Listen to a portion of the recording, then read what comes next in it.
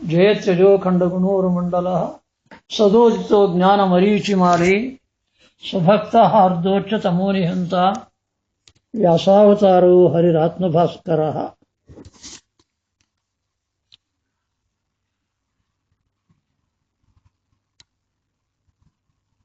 ಸಾಧಾರಣವಾಗಿ ಮಾಧ್ವರೆಲ್ಲರೂ ಸಹಿತ ಹರಿಸರ್ವೋತ್ತಮ ಹರಿಸರ್ವೋತ್ತಮ ಅಂತ ಕೂಗ್ತಾ ಇರ್ತಾರೆ. ಯಾರಾದರೂ ಬಂದು ನೀವು ಹರಿಸರ್ವೋತ್ತಮ ಹೇಗಾದ ಅಂತ ಪ್ರಶ್ನೆ ಮಾಡಿದರೆ ಅದಕ್ಕೆ ಸಮಾಧಾನ ಕೊಡುವಂತಹ ಒಂದು ಸಾಮರ್ಥ್ಯ ಇರಬೇಕು ನಮಗೆ. ಇಲ್ಲದೇ ಇದ್ದರೆ ಸುಮ್ಮನೆ ಕೂಗಾಟ ಆಗುತ್ತದೆ. ಅದು ಹೇಗೆ? ವಿಷ್ಣು ಸರ್ವೋತ್ತಮ. ಮನುಷ್ಯನಿಗೆ 4 ಪುರುಷಾರ್ಥಗಳುಂಟು. 4 ಪುರುಷಾರ್ಥಗಳೊಳಗೆ ಯಾವುದು ಉತ್ತಮ ಪುರುಷಾರ್ಥ? ಮೋಕ್ಷ. ಉತ್ತಮ ಪುರುಷಾರ್ಥ ಕೊಡೋನು ಉತ್ತಮನಾಗ್ತಾನೆ. ಮೋಕ್ಷ ಕೊಡ್ತಕ್ಕವನು ವಿಷ್ಣುವೇ. ಸರ್ವೋತ್ತಮ ಪುರುಷಾರ್ಥ ಕೊಡ್ತಕ್ಕವನು ಅವನು ಸರ್ವೋತ್ತಮ. ಮಿಕ್ಕವರು ಯಾಕೆ ಕೊಡೋದಿಲ್ಲ ಅಂತ ಪ್ರಶ್ನೆ. ಅವನೊಬ್ಬನೇ ಕೊಡೋನು ಅಂತ ಹೇಗೆ ಪ್ರಶ್ನೆ? ಮೋಕ್ಷ ಸ್ವರೂಪ ಮೊದಲು ತಿಳ್ಕೊಂಡ್ರೆ ಆಮೇಲೆ ಈ ಪ್ರಶ್ನೆಗೆ ಸಮಾಧಾನ ಬರುತ್ತೆ. ಮೋಕ್ಷ ಅಂತಂದರೆ ವ್ಯಾಸರಾಜರು ಹೇಳ್ತಾರೆ, ಮುಕ್ತಿ ನೈಜ ಸುಖಾನುಭೂತಿ ಅಂತ ಹೇಳ್ತಾರೆ. ಮುಕ್ತಿ ನೈಜ ಸುಖಾನುಭೂತಿ ಅಂತಂದರೆ ಸ್ವರೂಪದ ಅನುಭವವೇ ಮುಕ್ತಿ. ಸ್ವರೂಪದ ಆನಂದ ಅನುಭವಕ್ಕೆ ಬಂದರೆ ಅದು ಮುಕ್ತಿ ಅಂತ ನಾವು ಅಂತೇವೆ. ನಾವು ಸಾತ್ವಿಕರೆಲ್ಲರೂ ಸಹಿತ ಇಲ್ಲಿ ಬಂದಿರೋರೆಲ್ಲರೂ ಪುರಾಣಕ್ಕೆ ಬಂದಿದ್ದೀರಾದ ಕಾರಣ ನೀವೆಲ್ಲರೂ ಮುಕ್ತಿಯೋಗ್ಯರೇ. ಎಲ್ಲರ ಸ್ವರೂಪ ಸುಖ ಸ್ವರೂಪವೇ. ಆದರೆ ನಮಗೆ ದುಃಖಗಳು ಬರ್ತಾ ಇದಲ್ಲ ಅಂತ ಪ್ರಶ್ನೆ. ದುಃಖ ಬರೋದಕ್ಕೆ ಕಾರಣ ಏನು? ನಮ್ಮದೇ ಆದ ಆನಂದ ನಮ್ಮ ಅನುಭವಕ್ಕೆ ಬರದೇ ಇದ್ರೆ ಗತಿಯೇನು? ಯಾಕೆ ಬರ್ತಾ ಇಲ್ಲ ಅಂತ ಪ್ರಶ್ನೆ. ಅದಕ್ಕೆ ಒಂದೇ ಕಾರಣ, ನಮ್ಮ ಸ್ವರೂಪಗತವಾದಂತಹ ಆನಂದಕ್ಕೆ ಆವರಕಗಳು ಬಂದ್ಬಿಟ್ಟವೆ. ಆ ಆವರಕಗಳು ಹೇಗಿದೆ ಅಂತಂದರೆ, ಅದಕ್ಕೆ ಉದಾಹರಣೆ ಕೊಡ್ತೇವೆ. ಪೂರ್ವ ಕಾಲದೊಳಗೆ ಗ್ಯಾಸ್ನೊಳಗೆ ಅಡಿಗೆ ಮಾಡ್ತಾ ಇದ್ದಿಲ್ಲ. ಕಟ್ಟಿಗೆ ಮೇಲೆ ಅಡಿಗೆ ಮಾಡ್ತಾ ಇದ್ರು. ಸಪ್ಲೈಯರ್ಸ್ ಪಾತ್ರೆಗಳು ಇರ್ತಾ ಇತ್ತು. ಅದು ತೊಗೊಂಡು ಬಂದು ಅಡಿಗೆ ಮಾಡೋದು ಮಹಾಸಮಾರಾಧನೆಗಳಾದರೆ. ಆ ಪಾತ್ರೆಗಳು ಹೇಗಿರೋದು ಅಂತಂದರೆ ಅದರ ಸ್ವರೂಪವೇ ಗೊತ್ತಾಗ್ತಾ ಇದ್ದಿಲ್ಲ. ಅದು ಕಂಚೋ ಹಿತ್ತಾಳಿಯೋ ಹಿಂಡಾಳಿಯೋ ಏನು ಗೊತ್ತಾಗ್ತಾ ಇದೆ. ಕಾರಣ ಏನು ಅಂತಂದರೆ ಅಷ್ಟು ಮಸಿ ಅದಕ್ಕೆ ಕಟ್ಟಿಬಿಟ್ಟಿರುತ್ತೆ. ಹಾಗೇನೆ ನಮ್ಮ ಸ್ವರೂಪದ ಆನಂದ ನಮಗೆ ಅಭಿವ್ಯಕ್ತವಾಗದೇ ಇರೋದು ಕಾರಣ ಏನು ಅಂತಂದರೆ ಅದರ ಮೇಲಿರುವಂತಹ ಒಂದು ಆವರಕ. ಆ ಆವರಕವನ್ನು ಲಿಂಗದೇಹ ಅಂತ ಕರೀತಾರೆ. ಆ ಲಿಂಗದೇಹ ಆವರಕ ಹೋಗಿಬಿಟ್ರೆ ನಮ್ಮ ಸ್ವರೂಪ ಅಭಿವ್ಯಕ್ತವಾಗುತ್ತೆ. ಇದಕ್ಕೆ ನಾವು ಹೇಳಿದ್ವಲ್ಲ, ಸಪ್ಲೈಯರ್ಸ್ ಮಸಿ ಪಾತ್ರೆ. ಅದನ್ನು ನಾವು ಎಲ್ಲ ಡಿಟರ್ಜೆಂಟ್ಸು ಹಾಕಿ ತೊಳೆದು, ಆದರೆ ಅದು ಏನು ಪಾತ್ರೆ ಅಂತ ಗೊತ್ತಾಗಲಿಲ್ಲ. ಅವಾಗ ಮತ್ತೆ ಯಾರನ್ನು ಕೇಳಬೇಕು ಇದಕ್ಕೆ, ಇದು ಹೋಗಲಾಡಿಸೋದಕ್ಕೆ ಅಂತಂದರೆ ಅದು ಏನು ಅಂತ ಗೊತ್ತಾಗಬೇಕು ನಮಗೆ. ಅದು ಲೋಹ. ನಮ್ಮ ಲಿಂಗದೇ ಏನು ಅಂತ ಕೇಳ್ಕೋಬೇಕು ನಾವು. ಹಾಗೇನೆ ಇದು ಏನು ಅಂತ ಕೇಳಿದ್ರೆ ಲೋಹ. ಲೋಹಕ್ಕೆ ಅಂಟಿಕೊಂಡಿರ್ತಕ್ಕಂತಹ ಈ ಮಸಿ ಕಪ್ಪು ಹೇಗೆ ಹೋಗಲಾಡಿಸೋದು ಅಂತ ಆಲೋಚನೆ ಮಾಡಿದ್ರೆ ಲೋಹ ತಜ್ಞ ಇದ್ದಾನಲ್ಲ ಅವನ ಹತ್ರ ಹೋಗ್ಬೇಕು. ಅವನೇ ಮೆಟಲರ್ಜಿಸ್ಟ್ ಅಂತ. ಆ ಮೆಟಲರ್ಜಿಸ್ಟ್ ಹತ್ರ ಹೋಗಿ ನಾವು ಕೇಳಬೇಕು. ಕೇಳಿದವನು ಹೇಳ್ತಾನೆ, ಇದು ಮಾಡ್ರಿ ಅಂತ. ಆ್ಯಸಿಡ್ ಏನೋ ಹಾಕಂತ ಹೇಳ್ತಾನೆ.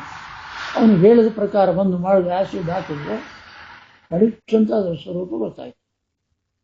ಹಾಗೇನೆ ನಮ್ಮ ಲಿಂಗದೇಹ ಹೋಗಬೇಕು, ನಮ್ಮ ಸ್ವರೂಪ ಆನಂದ ಅಭಿವ್ಯಕ್ತವಾಗುತ್ತೆ.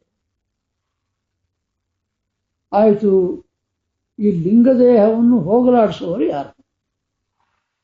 ಹೇಗೆ ಹೋಗುತ್ತೆ ಅಂತ ಪ್ರಶ್ನೆ. ಅದಕ್ಕೆ ಲಿಂಗದೇಹ ಯಾವುದರಿಂದ ನಿರ್ಮಾಣ ಆಗಿದೆ ಅಂತ ಒಂದು ತಿಳ್ಕೊಂಡ ಮೇಲೆ,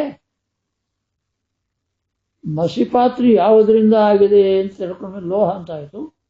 ಲೋಹ ತಜ್ಞನ ಹತ್ರ ಹೋಗು. ಹಾಗೆ ಲಿಂಗದೇಹ ಯಾವುದರಿಂದ ನಿರ್ಮಾಣ ಆಗಿದೆ ಅಂತ ತಿಳ್ಕೊಂಡ ಮೇಲೆ ಅದಕ್ಕೆ ಅಧಿಪತಿ ಯಾರಿದ್ದಾನೋ, ತಜ್ಞ ಯಾರಿದ್ದಾನೋ ಅವನ ಹತ್ರ ಹೋಗಿ ಕೇಳಬೇಕು ನಾವು. ಲಿಂಗದೇಹ ಯಾವುದರಿಂದ ಇದಾಗಿದೆ? ಪ್ರಾಕೃತ ಪದಾರ್ಥಗಳಿಂದ ನಿರ್ಮಾಣವಾಗಿದೆ. ಆದ್ದರಿಂದ ಪ್ರಕೃತಿಗೆ ಅಧಿಕಾರಿಗಳು ಯಾರಿರ್ತಾರೋ ಅವ್ರ ಹತ್ರ ಹೋಗ್ಬೇಕು ನಾವು.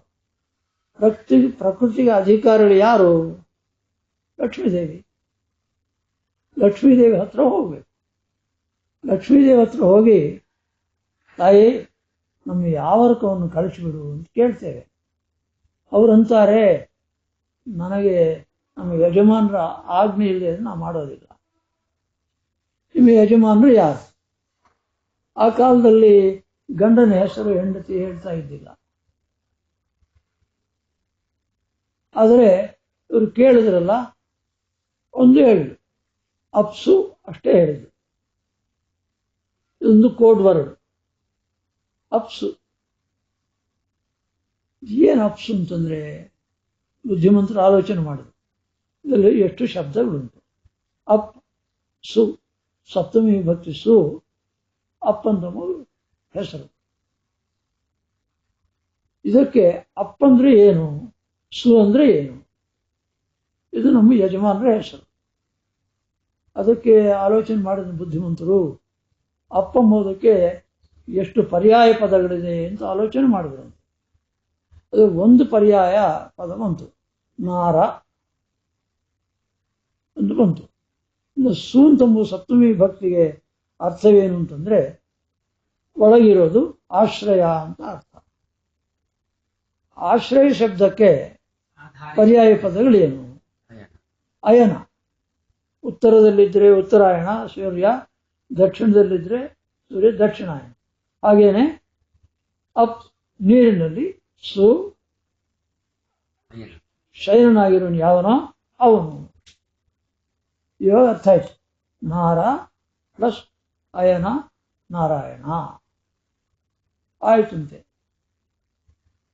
ಇವಾಗ ಅದನ್ನು ಕಳಚಿಬಿಡಬೇಕಾದ್ರೆ ನಾರಾಯಣನು ಒಬ್ಬನೇ ಸಮರ್ಥ.